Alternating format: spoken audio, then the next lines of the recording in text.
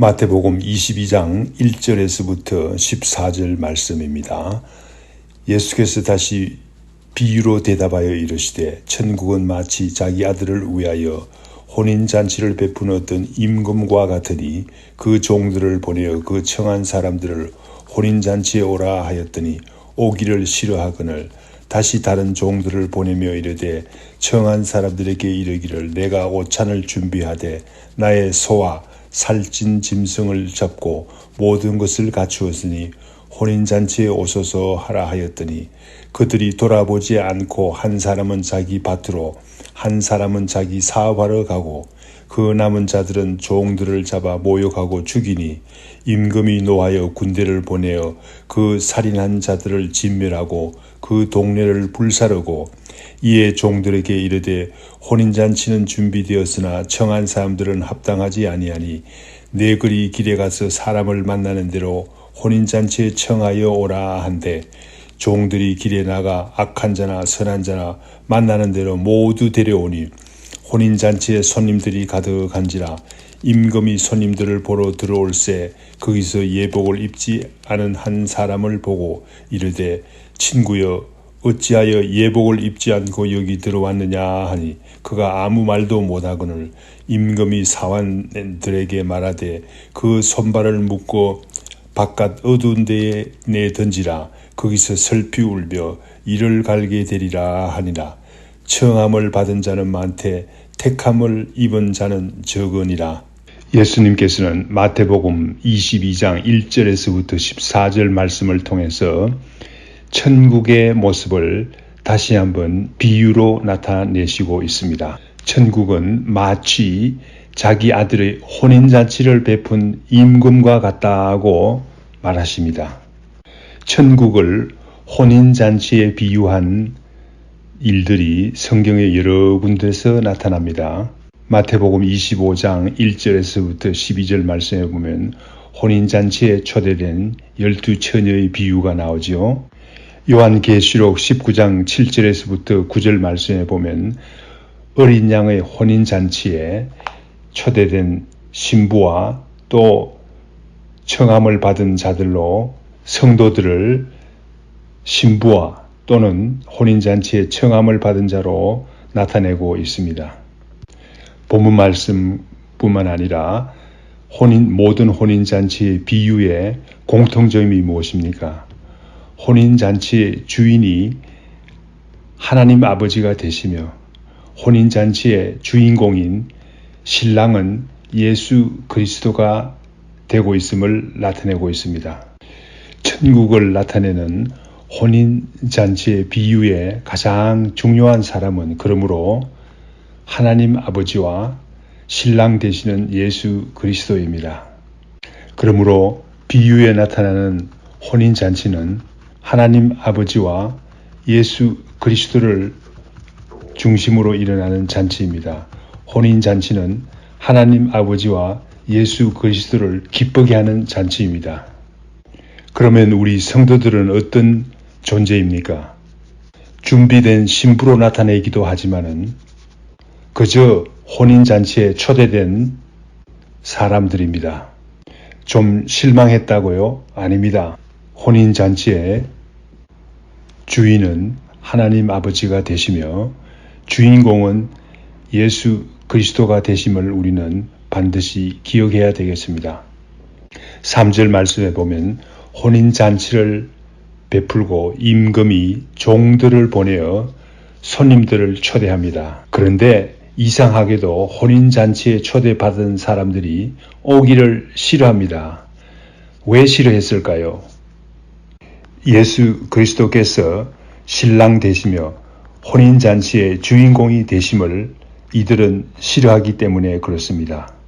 마태복음 21장 33절에서부터 46절에 나오는 포도원의 비유에서도 같은 내용이 나타나고 있지 않습니까? 주인 되시는 분이 종들을 보냈을 때 심히 때리고 죽였다 하고 말하지 않습니까? 후에 자기 아들을 보냈을 때 어떻게 말합니까? 이는 상속자니 자 죽이고 그의 유산을 차지하자라고 말하지 않습니까? 상속자인 예수 그리스도를 죽이기를 계획하는 모습을 볼 수 있습니다. 싫어합니다.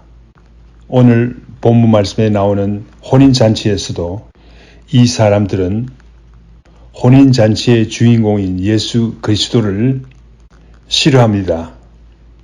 포도원의 비유에서 아들을 죽이고 자기들이 상속자가 되지 못한 것처럼 주인이 오히려 그 악한 자들을 진멸한 것처럼 오늘 본문 말씀에 나오는 혼인잔치에서도 혼인잔치의 주인공인 예수 그리스도를 싫어하면 천국에 들어갈 수 없습니다.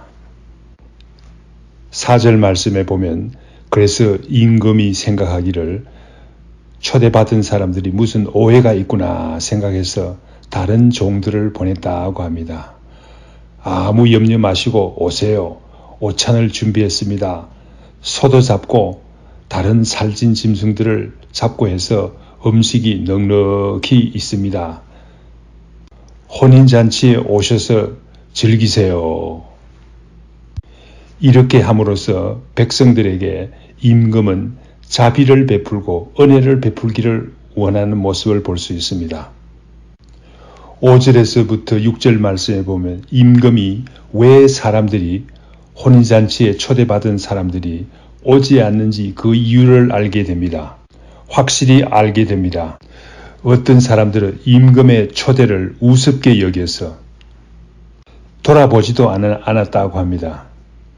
어떤 사람들은 임금의 아들의 혼인잔치보다 자기 밭으로 오히려 일하러 갔다고 합니다. 어떤 사람들은 혼인잔치에 오는 일보다 자기 사업하는 것이 더 중요하다고 생각해서 사업하러 갔다고 합니다. 임금의 초대를 거절한 사람들은 참 지혜롭지 못한 사람들입니다. 나라가 잘 될 때 농사가 잘 되고 나라가 잘 될 때 개인 사업도 잘 되지 않습니까? 임금의 초대를 거절한 사람들은 이기적인 면을 넘어서 어리석은 사람들이라고 할 수 있습니다. 그런데 정말 악한 사람들이 있습니다. 이들은 임금이 보낸 종들을 잡아 모욕하고 죽였다고 합니다. 7절 말씀에 보면 임금이 노하여 군대를 보내어 종들을 죽인 살인자들을 진멸했다고 합니다. 그들이 사는 동네를 불살라 버렸습니다. 우리는 반드시 기억해야 됩니다. 혼인잔치의 주인은 하나님 아버지시며 혼인잔치의 주인공은 예수 그리스도입니다. 천국의 주인은 하나님 아버지시며 천국의 주인공은 예수 그리스도입니다. 천국에서는 하나님 아버지와 예수 그리스도를 싫어해서는 살 수가 없습니다. 진멸당하지 않을 수가 없는 것입니다. 8절 말씀에 보면 혼인잔치는 이미 준비되었습니다. 청함을 받은 사람들은 혼인잔치에 합당한 사람들이 아니라고 합니다. 그러므로 혼인잔치는 계속되어야 합니다. 빈자리가 많습니다. 혼인잔치의 주인은 혼인잔치가 빈약하게 끝나는 것을 원치 않습니다. 자기 아들의 혼인잔치가 아닙니까? 9절 말씀에 보면 그래서 네 글이 길에 나가서 만나는 대로 혼인잔치에 청하라고 합니다. 누구나 네 글이는 어떤 길입니까? 누구나 다니는 길입니다. 귀한 사람이든 악한 사람이든 좋은 사람이든 누구나 다니는 길입니다. 10절 말씀에 보면 만나는 사람들을 다 청했더니 거기에는 악한 자도 있고 선한 자도 있습니다. 혼인잔치에 손님이 가득한지라고 밝히고 있습니다. 혼인잔치의 주인 되시는 임금은 혼인잔치의 주인공이 되시는 예수 그리스도께서는 혼인잔치가 넘치는 것을 기뻐하십니다. 혼인잔치에 많은 손님이 오는 것을 좋아합니다. 우리도 악한 사람이든 선한 사람이든 약한 사람이든 강한 사람이든 만나는 대로 교회에 초대해야 되겠습니다. 혼인잔치와 같은 예배가 넘치는 예배가 되어야 되겠습니다. 본문 말씀 11절에서 13절 사이에 또 다른 사건이 일어납니다. 혼인잔치가 무르익어 가고 있습니다. 혼인잔치의 주인 되는 임금이 손님들을 보러 왔습니다. 그런데 이상하게도 다른 손님들은 다 예복을 입었는데 한 사람이 예복을 입지 않고 있습니다. 혼인잔치의 주인 되시는 임금이 말합니다. 친구여, 어찌하여 예복을 입지 않고 여기 들어왔느냐라고 물어봅니다. 아무 말도 못했다고 합니다. 그러자 임금이 말합니다. 사환들에게 말합니다. 예복을 입지 않은 사람을 손발을 묶어서 어두운 데에 내던지라고 합니다. 슬피 울며 이를 갈게 되리라고 말합니다. 네거리에서 만난 모든 사람들에게 누가 예복을 주었습니까? 혼인잔치의 주인 되시는 임금이 준비했죠. 네거리에 다니는 사람들이 입을 자격이 없지만은 혼인잔치의 주인 되시는 임금께서 은혜로 주신 것입니다. 그래서 과거에 악한 사람이든 선한 사람이든 가난한 사람이든 병든 사람이든 모든 사람들이 하나님께서 주시는 예복을 입으니까 임금께서 베푸는 예복을 입으니까 아주 멋있는 사람들이 되어서 잔치에 참여하고 있는 것입니다. 그런데 이 예복을 입지 않은 사람은 어떤 사람입니까? 혼인잔치의 주인 되는 임금께서 은혜로 베풀어준 예복을 거절한 사람입니다. 나는 예복을 입지 않아도 괜찮은 사람이야. 내가 입고 있는 이 옷이 충분한 사람이야. 라고 생각하는 사람입니다. 자기의 의를 내세우는 사람입니다. 네거리에서 발견되는 모든 사람들이 악한 사람이든 선한 사람이든 천국에 다 들어갈 수 있습니다. 그러나 하나님께서 주시는 은혜로 주시는 예복을 입을 때 들어갈 수 있는 것입니다. 우리의 의로는 들어갈 수가 없어요. 14절 말씀에서 예수님께서 결론적으로 말씀하십니다. 청함을 받은 자는 많되 택함을 입은 자는 적다라고 밝히고 있습니다. 천국에 청함을 받은 사람들은 많은 사람들이 있습니다. 많은 사람들에게 천국의 초대장이 발송되었습니다. 그러나 어떤 사람들은 천국의 초대를 거절합니다. 그러므로 택하심을 입지 못했습니다. 어떤 사람들은 초대함을 받아서 천국 잔치에 들어왔지만은 은혜의 예복을 입지 못했습니다. 그래서 쫓겨나게 됩니다. 택하심을 얻지 못하게 되는 것입니다. 천국의 혼인잔치는 주인 되시는 하나님 아버지이십니다. 천국의 혼인잔치의 주인공은 우리 예수 그리스도가 되십니다. 혼인잔치의 주인공이 누구시며 주인이 누구신지 우리는 잘 기억해야 됩니다. 하나님의 말씀을 경외하지 않고 신랑 되시는 예수 그리스도를 사랑하지 않는다면 우리는 천국에 결코 들어갈 수 없습니다. 천국 잔치는 주인 되시는 하나님 아버지를 기쁘시게 하시며 신랑 되시는 예수 그리스도를 기쁘게 하는 잔치라는 사실을 기억해야 되겠습니다. 천국 잔치의 주인 되시는 하나님께서는 천국 잔치가, 혼인 잔치가 넘치기를 원합니다. 많은 사람들이 오기를 원합니다. 우리도 천국 잔치에 많은 사람들을 초대합시다. 마지막으로 천국 잔치의 초대를 거절하는 이 세상에는 너무나 어리석은 사람들이 많습니다. 천국 잔치에는 하나님께서 베푸시는 은혜의 예복을 입어야 됩니다. 우리의 의로는 들어갈 수가 없어요.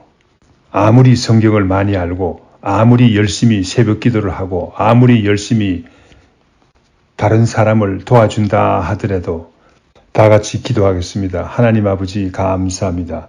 천국의 혼인잔치를 베풀어 주신 것 감사드립니다. 천국의 혼인잔치를 사모하는 사람들이 되게 인도하여 주시옵시고 유대인들과 같이 천국의 초대를 거절하는 어리석고도 안타까운 사람들이 되지 않게 인도하여 주시옵소서. 천국의 잔치가 얼마나 기쁜 곳인지, 행복한 것인지 깊이 깨닫게 인도하여 주시옵소서.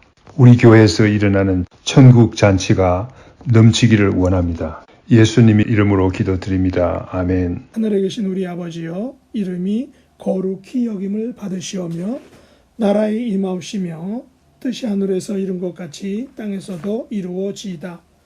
오늘날 우리에게 일용할 양식을 주옵시고 우리가 우리에게 죄 지은 자를 사하여 준 것 같이 우리 죄를 사하여 주옵시고 우리를 시험에 들게 하지 마옵시고 다만 악에서 구하옵소서. 대개 나라와 권세와 영광이 아버지께 영원히 싸움나이다. 아멘.